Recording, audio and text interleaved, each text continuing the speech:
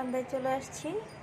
গরম আসতে আসতে গাছে পিঁপড়া উঠা একদম খারাপ অবস্থা। লুইবা গাছটাকে নষ্ট করে দিল।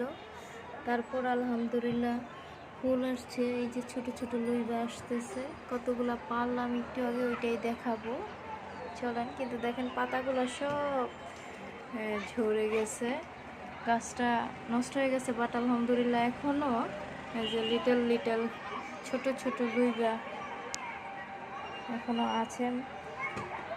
সবই আল্লাহর ইচ্ছা, আল্লাহর অশেষ রহমত। চলেন দেখি কি সবজি উঠালাম।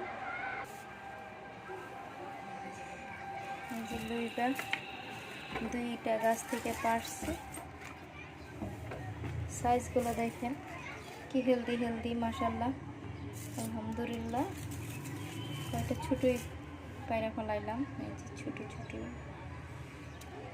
এগুলো অনেক হেলদি হয়েছে, বীজ হয়েছে খুব সুন্দর জোড়া।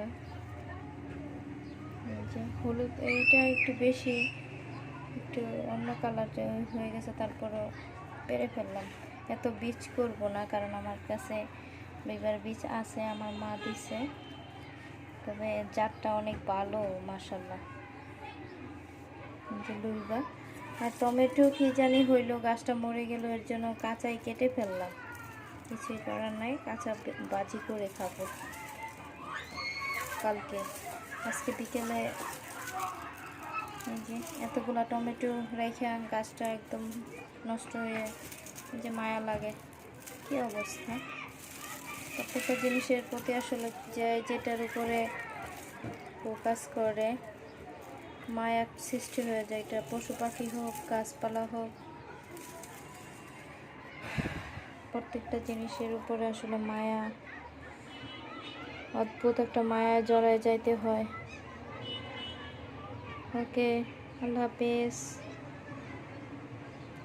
সবাই দোয়া করবেন আমি যেন এইভাবে গাছ লাগাই, গাছে আপনাদের সাথে শেয়ার করব, দেখাবো। আপনারাও গাছ লাগাবেন, দেখবেন ভালো লাগবে। আপুদের বলছি,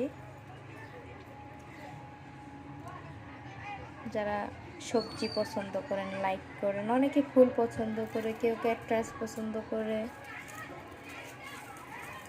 কেউ ফল পছন্দ করে। আমার মানে সবজি খুব পছন্দ। ওকে, আল্লাহ হাফেজ।